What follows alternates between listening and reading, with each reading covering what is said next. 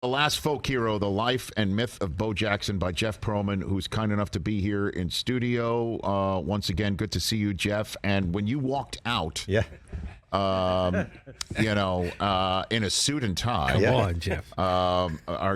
What's happening? Are you being sued? Are you going to... I've gone to Hollywood since winning time. You know, and I forgot the sunglasses. Hollywood Pearlman. True story, I swear. Okay.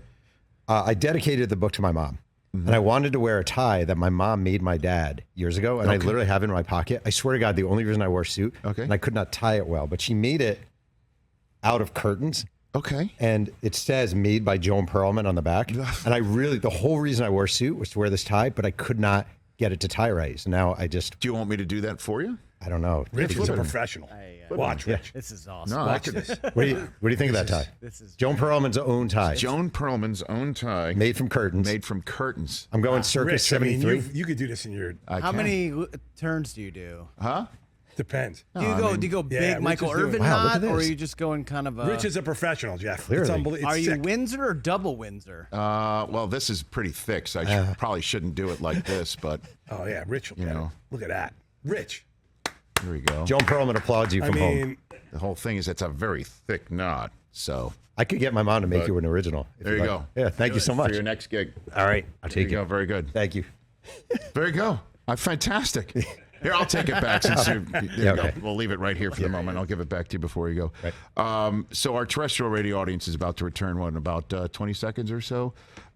This is just a fantastic book, and I can't wait to tell the entire audience about it. The Last Folk Hero, The Life and Myth of Bo Jackson, written by the New York Times bestselling author, Jeff Pearlman, who's here in a suit and tie. You said, what did you say? Better Call Saul? Is that what you said? Seriously, Something like that? I mean, He's got a better suit than Saul Goodman. in the suit too. Fantastic. Very good. Back here on our terrestrial radio outfit, The Last Folk Hero, The Life and Myth of Bo Jackson by Jeff Pearlman. Jeff, I am reading this book right now. It is a page turner, man. Oh, thank you. It is awesome. Your writing style. And the neat thing is, too, because I know, I saw Bo's tweet about the book, Yeah. And you and I kind of went back and forth about it. And Not in a negative way. Not like back and forth. No, the back and forth between us wasn't. But, he was said something along the lines of, my story's my story. You'll get my story from me when not.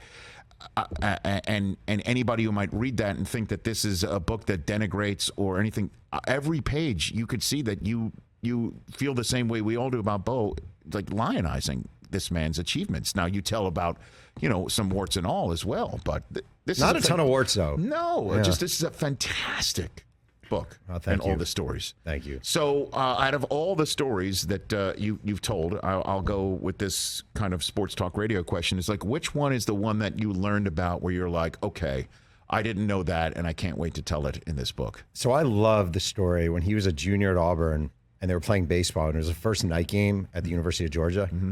And it was a big deal at Georgia. Vince Dooley's there. It's a huge crowd, pep band, the whole thing.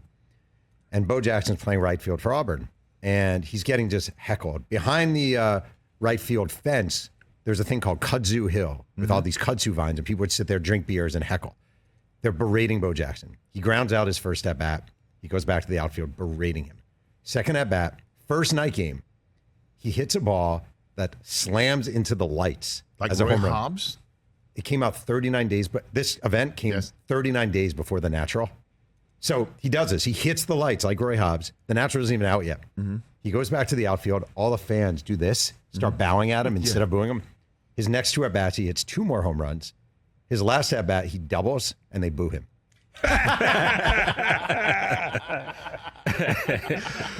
Because he didn't deliver in Because the he didn't manner deliver. that he already had. Yeah.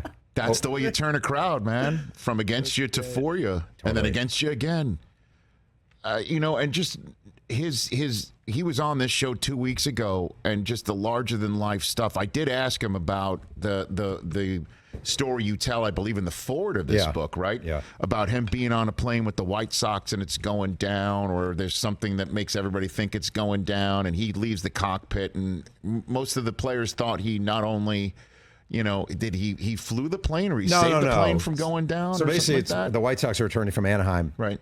Tim Raines looks out the window. He's on the White Sox, and the plane is on fire. And it's like, holy crap, the plane's on fire, plane's on fire.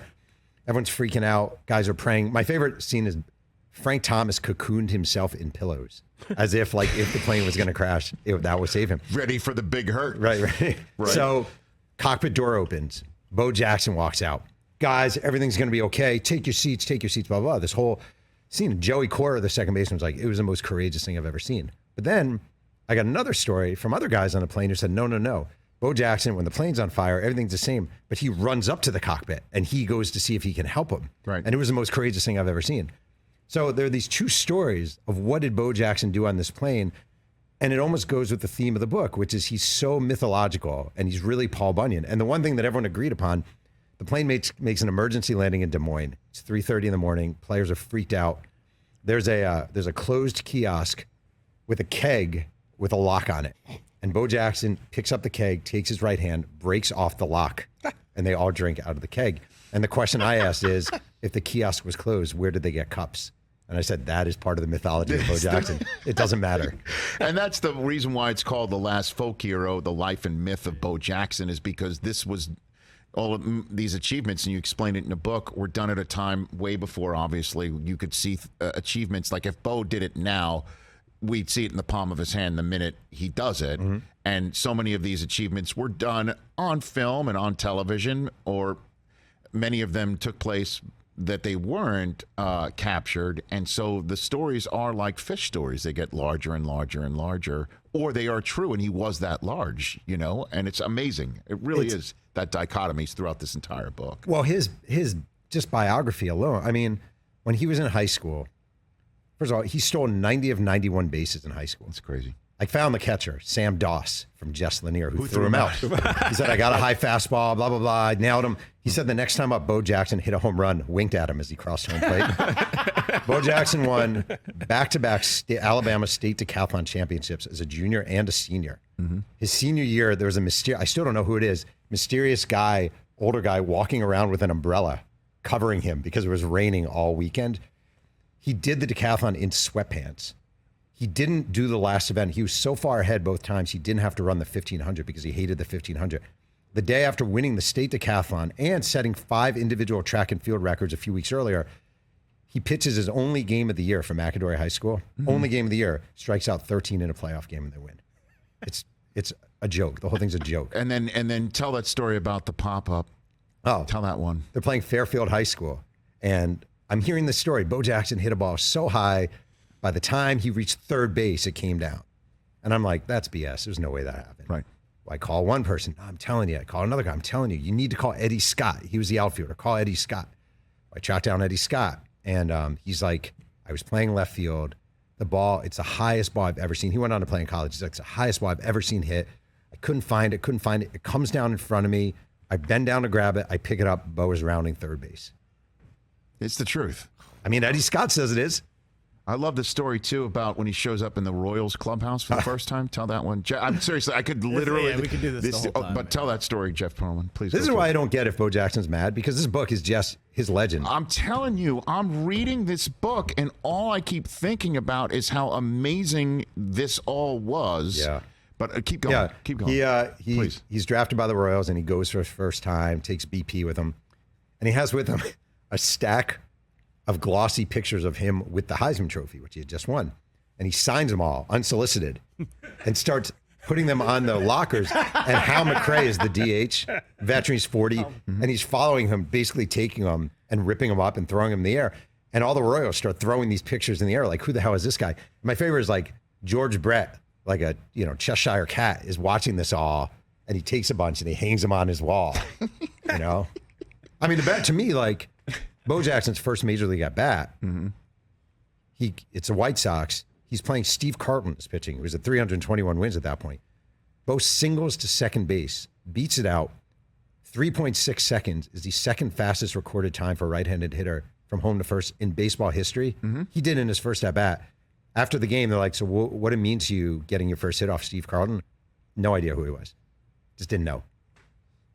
Well, he didn't know very much about anything because he wasn't, attuned to it. Also, his upbringing, he didn't have a lot at his disposal to learn anything and be in the pop culture know or anything of that nature. And I'm and this one last story I ask of you, and then we'll start digging a little deeper into this. Jeff Pearlman, the last folk hero, the life and myth of Bo Jackson. When you're talking about speed, Tom Flores didn't believe his speed either, right? When he arrived with the Raiders, Yeah, correct? because he'd run a 4.13 in college, and he's with the Raiders early on, and Flores is a coach, and he has Bo run a 40 on grass in pads, and he does a 4.19, and no one believed, like, no, that doesn't seem right. They measure it out, and he runs it again, and he runs a 4.17 in pads. The guy's 35 pounds heavier than Tyreek Hill, and Tyreek Hill does not run a 4.13 40. It's insane. And he ran it in pads. He wore it in and some pads. guys are faster in pads. You know, Well, he wasn't, because he ran the 4.13 at Auburn, not in pads. Right. He only ran a 4.17 in pads on grass. Jesus. Wow. He's the best athlete who's ever lived. I don't care what anyone says. Throw anyone at me. I know Deion's, a guy you like him. He's just a better athlete. He just is. well, I mean, it's not just that too. Is that he was also bigger than anybody with that athletic ability as well, right? I mean, Deion said that when he approached him to try and tackle him in college, he said he didn't know he was running on a grown-ass man, and that he palmed his head like a prayer warrior, is what he said when he totally was on this did. program. And Yeah. and he did. You looked up that video, Chris. I know that. Posted it. So TJ found it, and here's the amazing thing about this story as well, because we could go on and on and on, and you do fill your book with all of these amazing stories, Jeff, is that he's not in either of the halls of fame of Yeah. baseball and football. He's in the college football. He's at, I'm talking Yeah, right, professionally right. No, is I what know. I'm Yeah. talking about. Yeah. Professionally, he's not in either one of these. And I'm sitting here reading this book next to my daughter. She's 9, and she's doing her reading. I'm doing my reading. I'm doing my homework. He's probably reading the harder book. And she's asking, who's Bo Jackson, Dad? Right. Who's Bo Jackson? And I explained to her, best I can as to who he is. How would you explain who he is then? So I always show people who don't know who he is. Like, I showed my kids him climbing up the wall in Kansas City. Yes. And I'm like, because my son and I had this debate, what's the greatest Bo Jackson play? And I'm like, there have been other great throws. There have been amazing runs. There's never, ever, ever been a guy recorded running up the wall, across the wall, down the wall. Never. It is ridiculous. The day after that happened, all these baseball players throughout the majors were trying to do it during batting practice. And couldn't do it. Nobody can do that. And I would say that's a great, he's just the superlative athlete of all time, the greatest physical specimen of all time. Take Jim Thorpe, take Deion, take whoever. He's the greatest. And I think he's worth knowing about. I just do. Well, and the reason why maybe, like I said, we don't know about is you can go to Cooperstown, and I imagine there may be some of his baubles in Cooperstown from some of his achievements, right? And I've been to the Pro Football Hall of Fame. I don't know if there's anything in there about Bo Jackson. I don't even think there's like a Bosworth exhibit for that moment, even though that is truly one of the more seminal moments. You can't tell the history of the NFL even without that moment. Yeah. Him running out of a tunnel, all of that business. So is it because he got hurt? Yeah, Is that yeah, why? That's it is. that's essentially it. It doesn't have the what numbers. It What just if, doesn't. Yeah, go ahead. What if he didn't get hurt, Jeff? What do you So- think if he did not get hurt on that day? He was only going to play one more year of football. I heard on your show he said he was planning on retiring at the end of the year. That's At what the he said. time, he actually said he was going to play one more year and then retire. And I think he wrote about that in his book too. He might have been confused by that. If he had played a 12-year football career, he's Jim Brown. He's Eric Dickerson. He's Walter Payton. He's at that level. I think the interesting thing is if he never played football and he devoted himself to the major leagues exclusively, he had Mike Trout, Mickey Mantle talent. He really did. He was a raw player. His routes were not good. He didn't move runners over. He didn't really know how to read pitchers.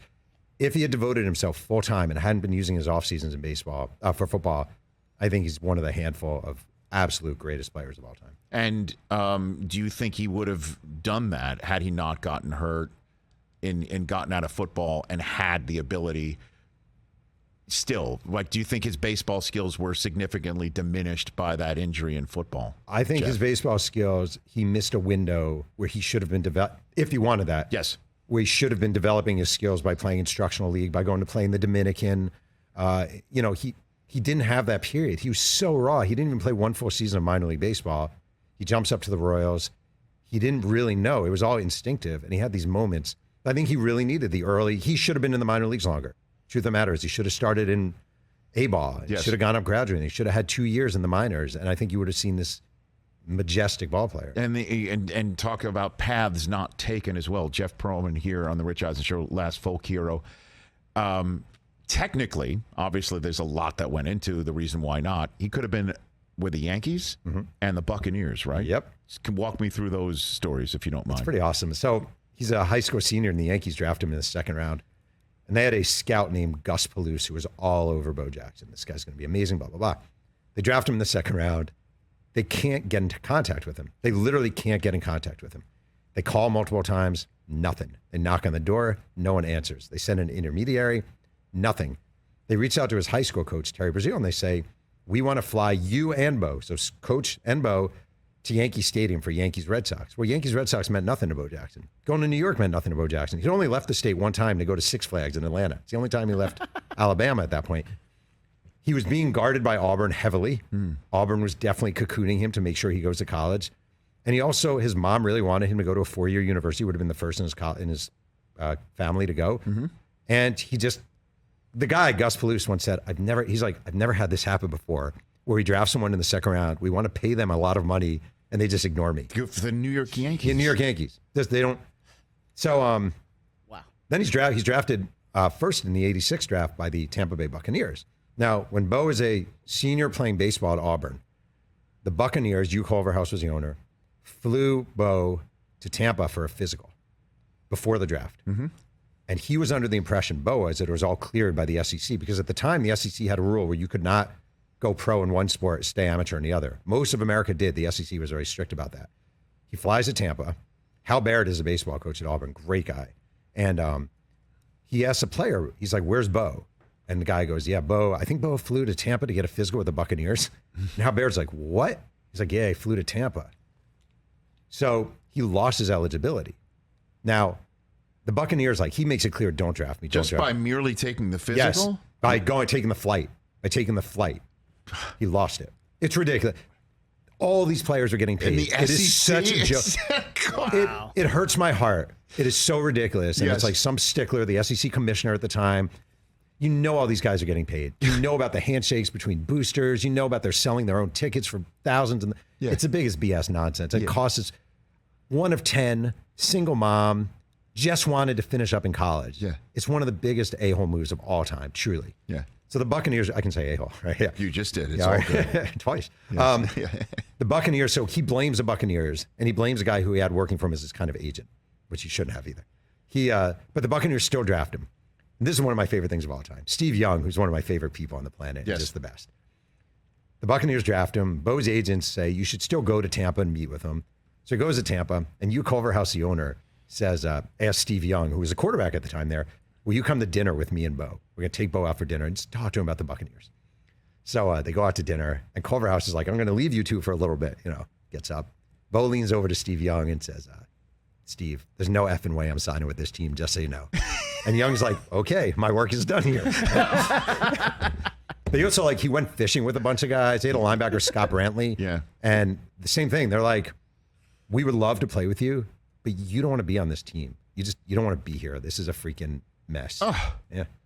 So he was very Bo was very, Hal Barrett said this to me. He's like, he told you something. He was going to keep his word. it, yeah. He said he's not going to Tampa Bay. He didn't. And then the Royals took a 4th round pick on him. The line from Art Stewart, who was their scouting director, they didn't do first round, didn't do second, didn't do third. He said, if we use a 4th round pick and he doesn't sign, our franchise isn't going to collapse.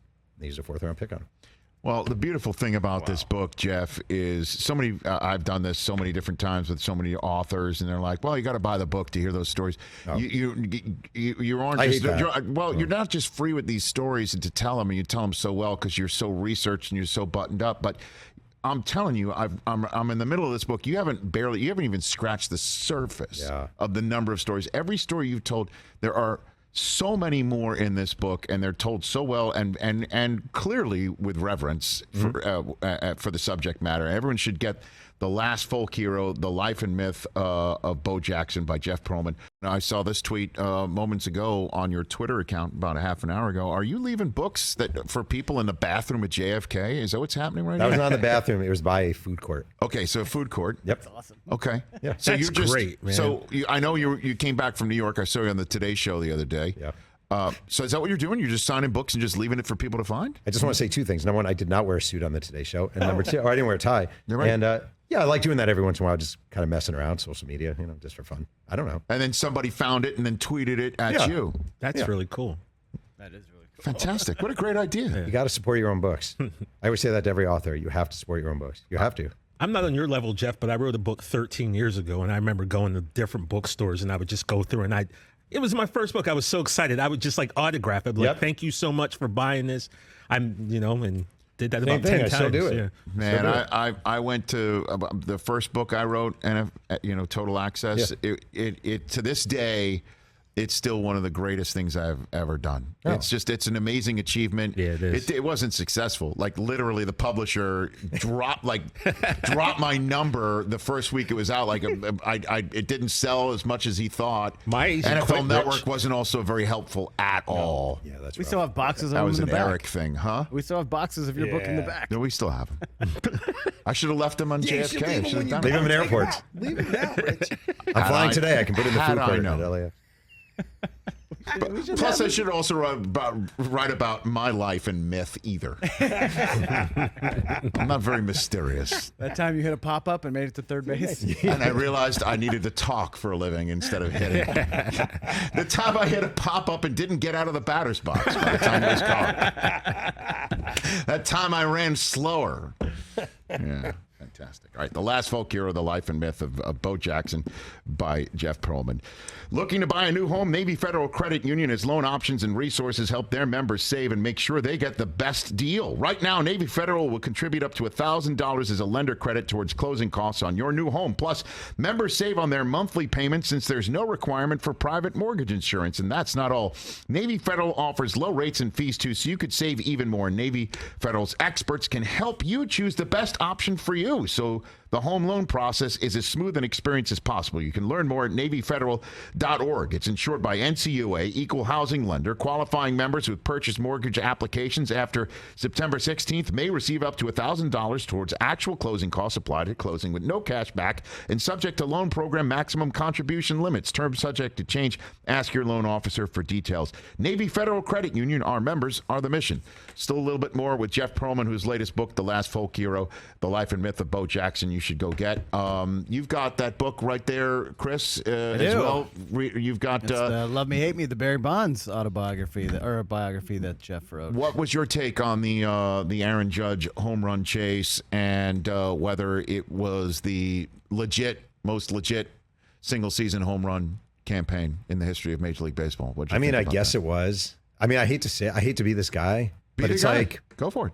Sure. You wrote the book on Barry Yeah, Bonds. no, literally. but I'm always like covering baseball during that period just made me a skeptic and guarded about being like, this is amazing. Like I'm always skeptical of everyone. I really am now, and I'm hopefully. Was that a John Rocker thing deep down? It's a John Rocker. I Why'd you really train with thought John Rocker. I mean, when I that'll asked him- make anybody a skeptic. when I asked him about his bar mitzvah, and he's like, I don't know what you're talking about.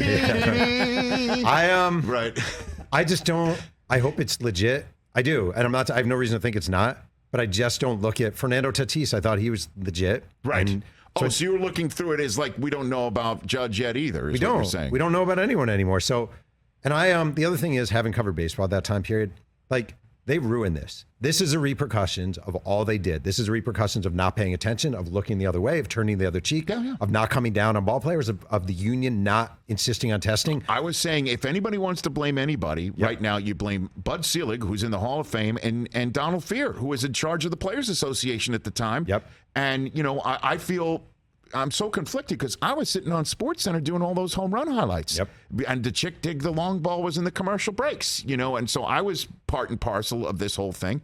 But I'm, you know, a 26, 27, 28-year-old guy. I'm not going to say, you know, what the hell's going on with their trapezoidal heads and things of that nature. Yeah. And Bonds, man, when he came up, he was rail thin. When Jim Leland's barking at him in spring training as a Pittsburgh Pirate, he was one of the best baseball players then as well. His head literally grew. His head literally grew as an adult, which is impossible without growth hormones.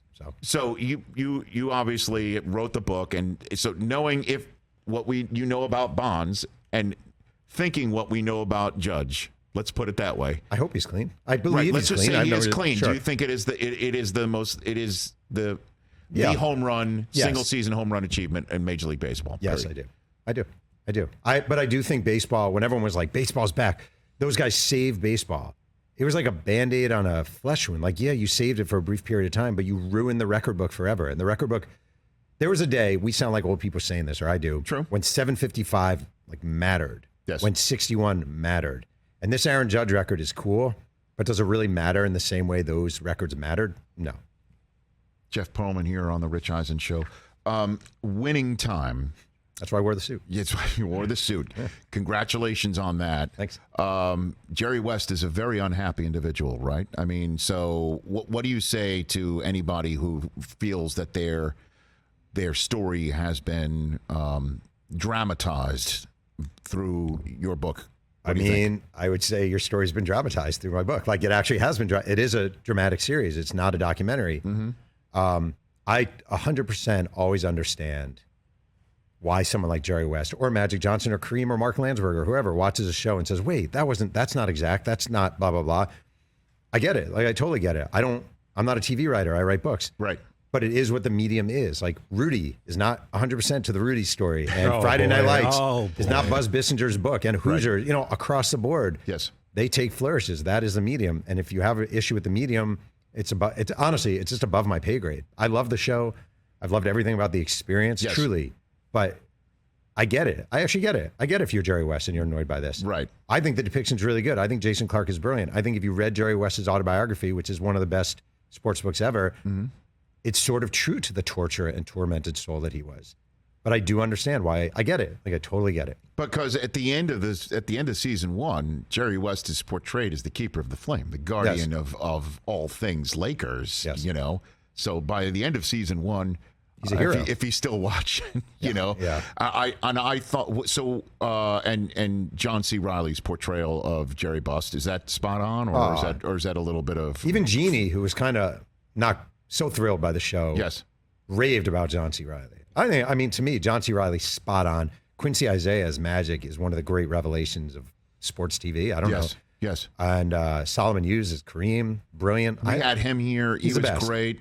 He's the best. Chickless as Red Auerbach. It's great. To me, fantastic. The one who deserves like huge props and has kind of flown under the radar and just had a baby is Sean Patrick Small, plays Larry Bird. And he actually he got the part because Bo Burnham turned it down. And I think Sean as Bird just pitch perfect, nails it. Right. Truly nails it. In a way, he's my favorite character in the whole thing. And Adrian Brody playing Pat Riley. And at one point, he's going through his trials and tribulations. And he's at a sink. And then he takes his he's wetting his face, and then he throws it in his hair. And for a quick second, you see the slick back look of the Riley to come. I love that. Yeah. That was really well done. So what's the next season going to be about, do you think? You must know. So I can tell what you. Can you tell me about? Hollywood Reporter is reporting that a certain nerdy but well-dressed journalist will be playing a journalist in an episode. Is that right? I can't confirm or deny, but I can confirm. Okay, fantastic. It's kind of cool. It's about time. Yeah, come on. You would have seen the back of my head in the pilot episode. I was there. Okay, very good. I know, it kind of goes along with, I believe, the next 2 seasons. Yes. And the sort of transition from Westhead to Riley and the full blooming of Pat Riley as an NBA coach. And I think that really takes center stage. They're filming. It's coming out next summer. It looks great. I've been reading the scripts. Scripts are, I'm not just saying this, I wouldn't say that. The scripts are insanely good. And for me, it's all gravy. It's like the greatest thing ever. Well, I mean, to see your book become a series like this, and it's such a hit series, I thought it got snubbed, obviously, when it comes to Emmys. I really, truly enjoyed it. There were some laugh out loud moments. My favorite line of the entire first season, I think, was when John C. Reilly as Jerry Bust is sitting down with Jason Clarke as Jerry West, and he's asking West about what he should do with his head coaching position. Okay. And by the way, and Tracy Letts as Jack McKinnon, phenomenal, just great. I mean, what an incredible cast. And so he's asking, what should I do? Should I stay with Westhead, or should I go back to McKinnon now that he's healthy enough to come back? What should I do? And Jerry West is like, I'm not telling you, because either way, I could get screwed whether it works or not. And he said, come on, Jerry, I'm asking everyone. I'm asking my priest even. And the answer coming back is, don't ask him. He's probably a Celtic fan. Made me laugh out loud. And I was watching on a plane at like 35,000 feet. People are turning around. What a brilliant line that was, man. I like in the first episode, I love like little subtle things. Yes. I like how in the first episode, Jerry West has his conniption on the golf course and he's walking off and he just goes, I broke my shaft, Pedro. And he just like walks off. I just love the little subtle stuff. Yeah, I'm sure. Yeah. And again, I'm sure those are the moments that Jerry West talking about, his flashes of anger. They're legit. I mean, he was a combustible, highly strung, couldn't watch his team, very Billy Beanish. Right. Can't watch the team, walk around. And I wouldn't say this, but like, I just find his character really endearing and really like, he desperately wanted to win. It meant everything to him. This is showing how badly he wanted to win. I also understand why it's weird to watch a TV show with a guy named Jerry West based on you, playing you, and you don't agree with it all. I get it. Did Magic really have to bring orange juice in a newspaper to Kareem every day? 100%. Every day. And he brought the wrong paper, and then he finally brought him the New York Times, and Kareem's like, that's a real newspaper. That's the way it would. Mm-hmm. And the juice was fine, though, every single time? Basically, I don't remember. He definitely brought him juice every day. This is the greatest. So good. Fantastic. Can't wait. Fantastic. Well, congrats on the book. Thank you. I mean, this Bo Jackson book is just phenomenal. And you haven't heard from him, right? You haven't heard from him at all? I have not. And you did reach out to try and get him to, of course, to do this. I talked to him on the phone for a half hour. You did? When I was first working on the book, I sent him a copy of my books with a note, and he called me, and he was great. And we talked for a half hour. He was going to get his wife a chopped salad. He was driving. He called me from the car. He basically was like, I don't have a problem with you writing it. Like he said, I don't care that you're doing it, or I don't mind that you're doing it. I just get asked all the time. I'm not going to help. And he talked about Dick Schaap, who wrote, there's an autobiography, Bo knows, but I don't know if I told you this. Yeah, that you found a whole bunch of hours upon hours of interviews. Well, right? Dick Schaap wrote Bo Knows Bo with Bo Jackson, came out in 1990, and Dick Schaap left all his audio tapes, all transcribed by a young Jeremy Schaap in the Auburn, gave it to the Auburn Library. So I'm researching, Bo says no, but then I'm reading 300, 400 pages, much of it never used before, from the Dick Schaap interview sessions when Bo was 28 years old.